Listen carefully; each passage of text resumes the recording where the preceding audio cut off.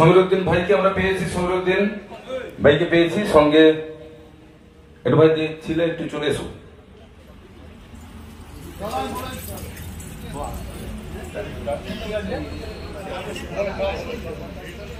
যে সমস্ত অতিথিবৃন্দরা রয়েছে আমরা অনুরোধ করছি আমরা মঞ্চে আসার জন্য।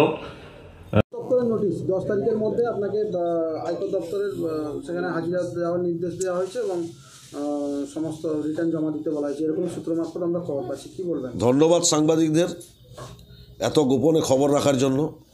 আপনারা যে এই ধরনের খবর কোত্থেকে পেলেন আমার ঠিক জানা নেই, তবে আয়কর দপ্তর একটি নোটিশ করেছে 2017 সাল 18 সাল এই আর্থিক বছরে অ্যাকাউন্টে যে ট্রান্সফার হয়েছে বিজনেস পারপাস, সেখানে ইনকাম ট্যাক্সের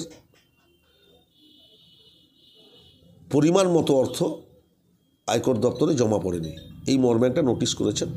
তবে আমার যতটা জানা ইনকাম ট্যাক্স ক্লিয়ার আছে। তবুও যদি কোথাও কোনো গরমিল দেখা যায়, আমার ইনকাম ট্যাক্সের ফাইল যিনি করেন উনি সমস্ত নথিপত্র নিয়ে আয়কর দপ্তরে জমা দেবেন।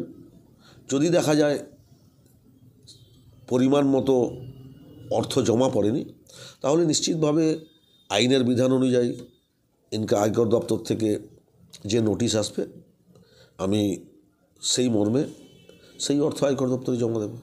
সামনে লোকসভা নির্বাচন, তার আগে হঠাৎ করে এই আয়কর দপ্তরের নোটিশ, এটা কীভাবে দেখছেন? আমি কিভাবে দেখছি, কেন আয়কর দপ্তর নোটিশ করলো এতদিন পরে 2017 সাল থেকে 2023 সাল, স্বাভাবিক নিয়মেই এটা একটা প্রশ্নচিহ্ন।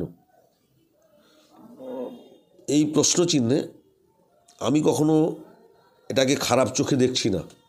তার কারণ যদি আয়কর দপ্তরে সরকারি ট্যাক্সের কোনো গরমিল থাকে, নিশ্চিতভাবে সেই ট্যাক্স আমাকে পেয়ার করতে হবে।